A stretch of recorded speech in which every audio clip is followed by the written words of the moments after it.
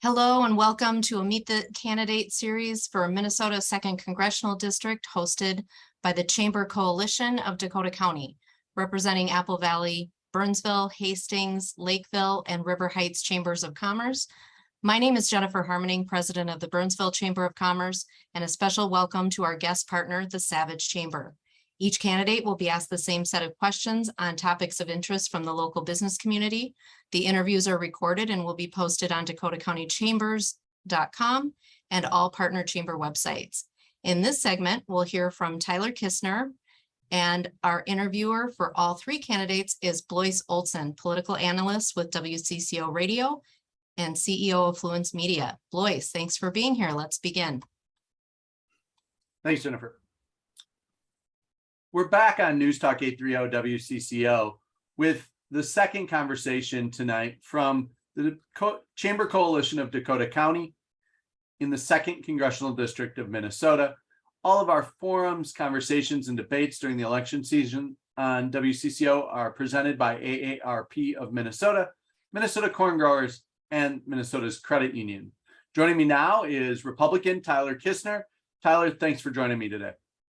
Hi, Blois. It's great to be here with you today. I really appreciate the time. No problem. Hey, as we kick this off, just why don't you take 2 minutes and introduce yourself to our listeners? Well, as I said, it's great to be here today. And although our campaign was certainly hoping to have an opportunity to openly debate with all the candidates in the 2nd District, it is sad to see that Congresswoman Craig would not agree to a debate this early before voting and instead opted for this forum format. But nevertheless, Blois, it is an honor, and it's great to be here. And for those who don't know me, my name is Tyler Kistner. I'm a native Minnesotan, grew up in the Brooklyn Park, Champlin area of the Twin Cities. And after graduating from the University of Minnesota, Twin Cities, I married the love of my life, my high school sweetheart, Marie. And together we live in Prior Lake with our beautiful 2 children, Elodie and Gabriel.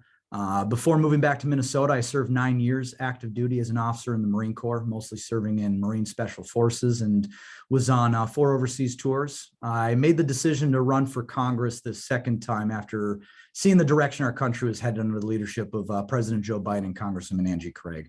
Right now, our nation is experiencing record high inflation, record high gas and energy prices, and a downturn in the economy that is literally affecting every single Minnesota family in the 2nd District. Most families I talk to are really worried about how to put food on the table, let alone gas in the car and heating up their houses this coming winter. And we need to rein in that government spending, get inflation under control, and get our economy back on track. I want to provide a greater prosperity for my children, our grandchildren, our future generations, and a more prosperous future for everyone's children, a future that we're proud to be an American in. So it's great to be here today, and I look forward to speaking with you about the important issues to help inform the people of the 2nd Congressional District before they start voting in this important midterm election. Tyler, the first question we want to talk about is workforce. Workforce has been a top issue plaguing businesses throughout Minnesota, but specifically in the 2nd Congressional District. With billions of dollars in student loan debt out there, our education system seems to be encouraging expensive higher education, but it's not necessarily tied to careers that help people repay the loans. 92% of the student loans are backed by the federal government. Should there be a policy that directly ties income potential to the demanded career fields for future student loans? Student debt for ever increasing tuition costs at these 4-year universities do need to be brought under control. I mean, this coupled with the rising cost of living on every single American household due to inflation has really strained the budgets of Minnesotans who are now paying more for nearly everything today. I think establishing tax credits for businesses to offer loan repayment programs for employees entering the workforce would help kind of relieve some of those issues students are facing with student loan debt, as well as just help incentivize these students to enter the workforce in some of these career fields. Additionally, support for these careers in the trades must continue to help address the workforce shortage across the country that a lot of these businesses are facing. The support for workforce shortage, like public assistance programs, they really need to be configured to assist those in need to gain those skills necessary for the workforce and really help provide that incentive to enter the workforce, not remaining apart from it. Even additional funding for the trade certifications at the community and technical college levels would definitely be great. Kind of additional scholarship or grant funds for certificates in the trades like construction, manufacturing, some of that truck driving, that help kind of increase the popularity and demand for some of those critical skills that we're just not seeing out there in the workforce right now. And really, we need to also help look at that wage spending and keeping it here in the US to grow our economy and make sure that these large corporations don't continue to send these wages overseas, which is resulting in a net loss for the American economy. Tyler, President Biden recently forgave $10,000 for certain student loans. Did you support that? And would you support more debt forgiveness for student loans?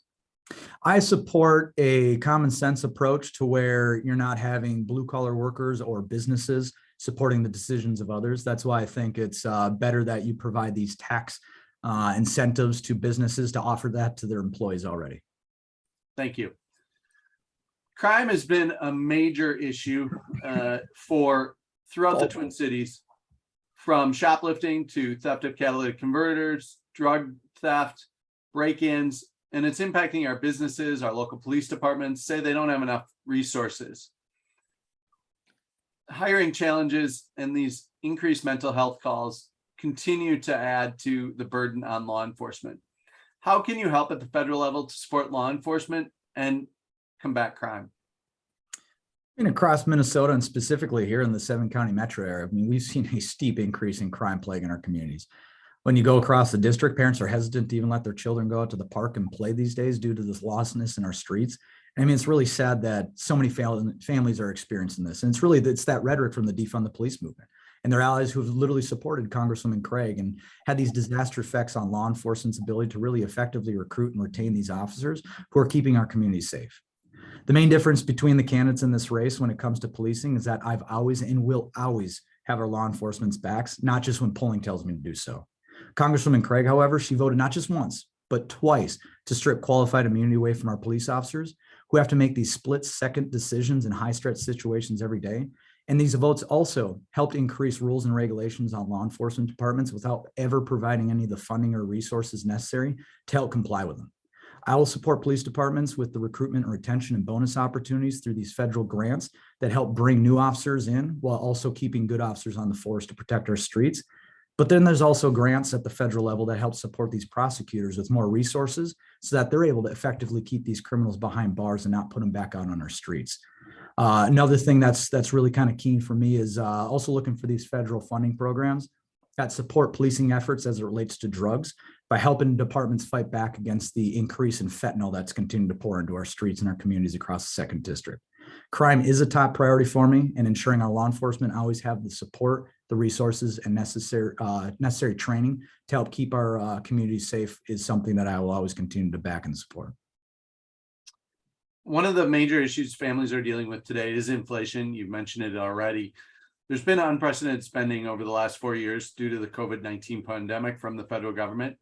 Businesses are dealing with this daily and are very concerned about ongoing and runaway inflation related to the national debt. If elected, would you support efforts to move towards a balanced federal budget? If yes, how? And if no, why not?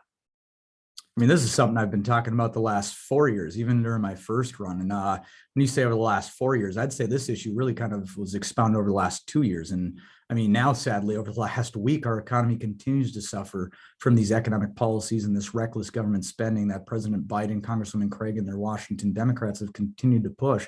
I mean, inflation is still a 40-year record high and is continuing to affect the cost of living for every single American household. The very first thing I'm going to do is find solutions to rein in this federal government spending to lower that inflation and invest in American businesses. Over the last 2 years, Congresswoman Craig and her Democratic allies in DC, they voted for almost $4 trillion in increased government spending. And this latest one, the Inflation Reduction Act, I like to call it what it is, it's the Inflation Recession Act, really had zero impact on lowering inflation and only added billions of dollars into the spending. The last thing families and businesses across the 2nd Congressional District want or need is 87,000 more IRS agents that are literally frivolously auditing their records. In addition to reining in government spending, we also need to look to invest back into American energy independence, while also shorten the supply chain by decreasing our reliance on these foreign markets and increasing our mining and production of U.S. resources and manufacturing here in this country.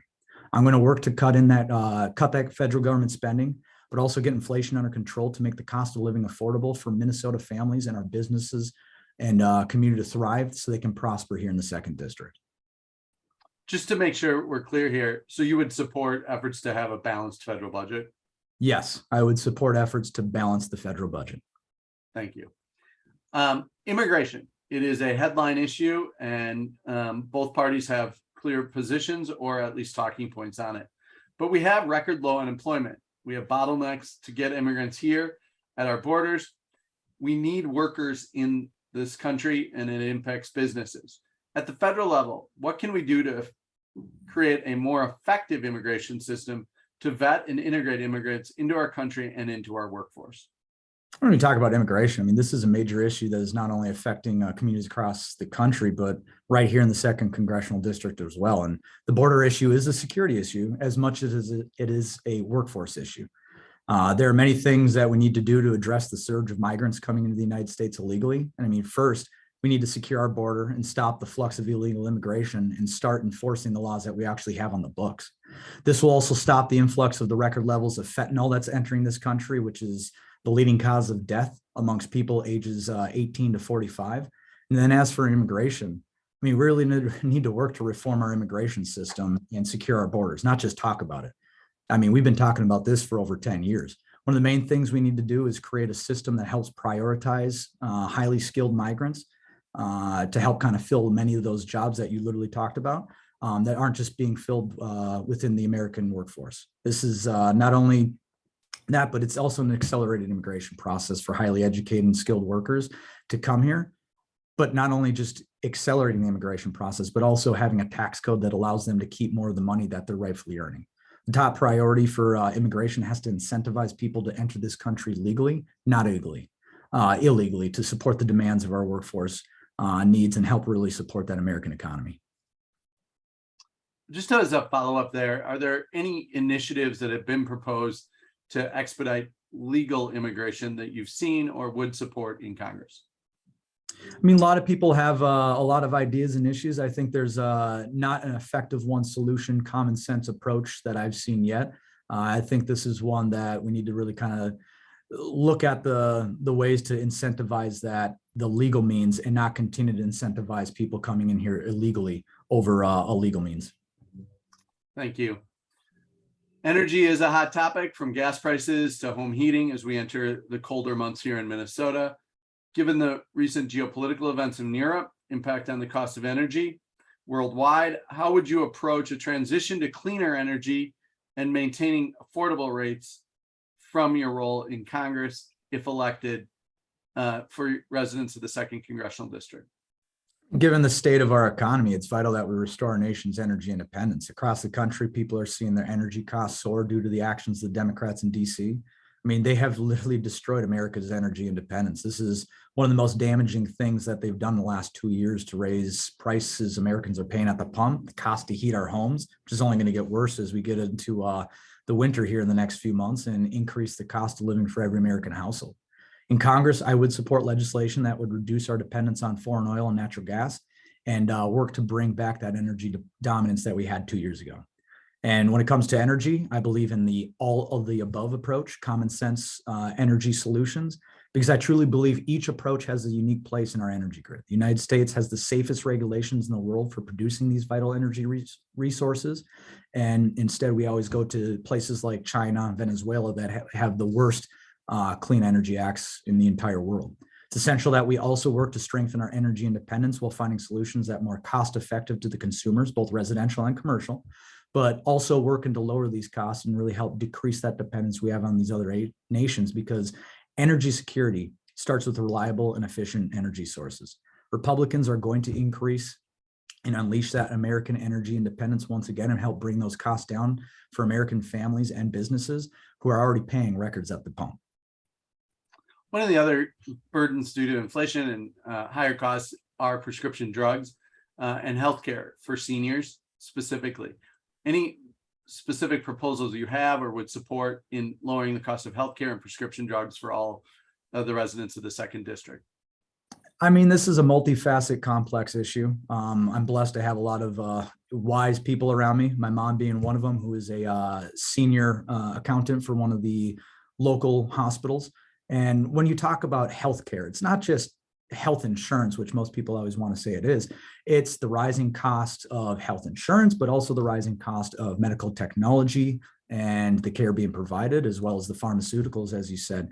Another thing is just the amount of people that continue to go to these Medicaid programs, which is only paying 49 cents to the dollar of the care being provided. And a lot of those hospitals are then putting the cost onto those with the private insurance and putting the burden on them to increase the demand and the cost that they're paying for premiums and deductibles. I mean, for starters, when you talk about medical technology and prescription drug prices, I'm all for opening up our markets to foreign markets to help increase the competition, which will ultimately lower the cost of those goods. And then when you talk about health insurance, I mean, the rising cost of healthcare is a critical issue facing many Minnesotans as you go across the district, to include myself and my family. I think what we need is to offer patients more choice, rein in those skyrocketing costs, and really improve that quality and expand that access to care. I mean, it's a common sense approach that's more patient-focused solutions, which will help lower the healthcare costs by, one option is these health savings accounts, but also providing more of that transparency in billing so that patients know the true cost of care they're getting and what type of care that's being provided. So it gives them more of an option of where to go.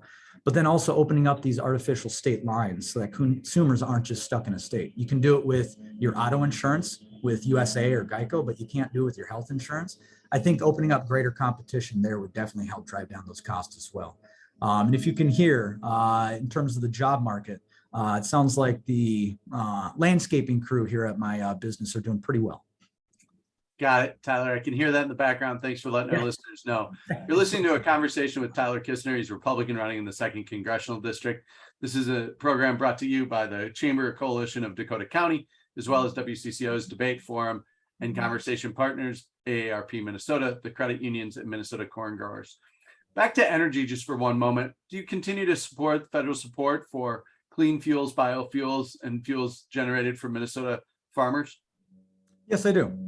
When you definitely look at the renewable energy, I think looking and talking with a lot of farmers across the district, that's one area that we can continue to invest in and grow. When it comes to renewable energies like biofuels, I think what we need in the ethanol industry is definitely more certainty and clarity for these farmers and investors. We also need to allow for more freedom and ingenuity and innovation in our fields in a way in which farmers' crops are used to help support the American economy writ large. One of the big issues we've had much conversation about, from casual conversation to trying to understand it more, is supply chain. Lack of consistent access for products and supplies, in addition to tripling and quadrupling lead times, has handicapped many Minnesota businesses in the 2nd District. It makes it unmanageable for the members of these chambers of Congress. What would you advocate for at the federal level to help stabilize the supply chain for businesses and consumers? When you talk about the supply chain, I think a lot of politicians, including my opponent, Congressman Andrew Craig, will continue to tell you how they have these Band-Aid fixes to the major issues we're facing within the supply chain. And many of these bills will help. I mean, that is true. But the truth is, we need a common sense approach to deal with the fact that we are far too reliant on foreign markets and their supply chain, something the pandemic definitely brought to light for a lot of us in America. The greatest support we can give to the supply chain is having a short and close supply chain. That means more products and manufacturing here in the US. I mean, the greatest example is mining up in northern Minnesota. The amount of times we continue to kick that can down the road. I mean, we have to mine and build our own natural resources and products here, so we aren't relying on these foreign countries, with a lot of these foreign countries having greater potential for disruption in their supply chain, as well as some of these countries like China, who would like to see us fail. Additionally, when you look at some of the regulation, we have far too much red tape. And I mean, this is something that is restricting US businesses' ability to respond quickly to meet the demand within manufacturing and the supply chain. So we need to cut back on some of that uncertainty and the red tape to unleash your supply chain from unnecessary restrictions. Ultimately, a short and close supply chain is a reliable and efficient supply chain. Tyler, your race is being watched by those all over the country. As you think about what you're hearing from people every day in the district, what are the top issues that you believe you bring a unique perspective to in this race? I bring a unique perspective to a lot of the issues facing the middle-class families, the working families, and a lot of small businesses. I live in the middle class. I mean, Congresswoman Craig definitely wanted to make sure she highlighted how much I made when she tried to call me out for me getting my financial disclosure in late, highlighting that I make $67,000 a year while she's living in a nice, beautiful mansion. But it also gives me a unique perspective to understand what a lot of these small businesses are facing as I'm trying to run and make one survive here in this this high inflation type economy that Biden has created. So that's one of the perspectives that I kind of help bring to the table and understand that as a family man trying to help keep the prosperity for my children at the forefront and continue to fight for. I understand what a lot of families are going through. A lot of those families who continue to look for greater prosperity amongst their children and our future generations. What was the delay in filing your financial disclosure?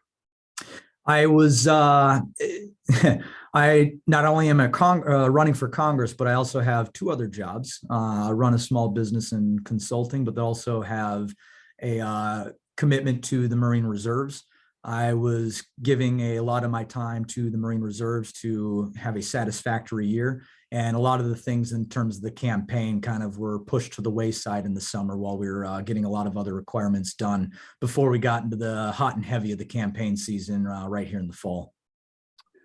A woman's right to choose or abortion has become a national issue. It's become a state issue, and it's one of the center points of this campaign on both sides. Last week, Lindsey Graham, senator from South Carolina, introduced a bill that I believe you called reasonable that would ban abortion after 15 weeks on a federal level. You've also said that you thought that the federal government should stay out of a woman's right to choose or regulating abortion. Can you state for our listeners and viewers your current position on abortion and a woman's right to choose? You know, I'll back up a little bit on this one because, I mean, as we speak right now, Nancy Pelosi's super PAC is running ads that are categorically false about me and are blatant lies. I've been on record numerous times, to include with you, as well as numerous outlets on my position on abortion. Personally, I'm pro-life with the exception for rape, incest, life of the mother. And yet no one's ever gotten Angie Craig on her position because Angie Craig and the Democrats are trying to scare you about me. And I get that. But my objection is that Angie Craig's policies allow for an abortion for any reason, even 9 months into pregnancy, even minutes before the child's to be delivered. That one I can't go for. And she's voted twice for that. This decision should be left to the states, not the federal government. Would you vote on federal legislation related to abortion? As I said, this decision should be left to the states, not the federal government. Sounds great. Tyler Kistner, thanks for joining us today. You have 2 minutes for your closing comments related to this conversation. 2 minutes for closing comments, but man, 50 days before we start voting. So no, Blois, I really appreciate it. I'd like to thank you and the Chamber Coalition of Dakota County for moderating this forum event today. We touched on a lot of important issues facing American households and businesses during this last half hour, but to the people of the 2nd Congressional District, who over the last 2 years have been struggling to put food on the table, gas in their tanks due to the 40-year record high inflation, I understand your difficulties and concerns.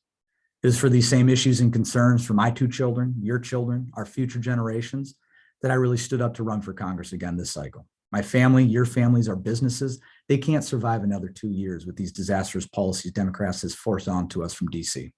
Past 2 years, they've been challenging.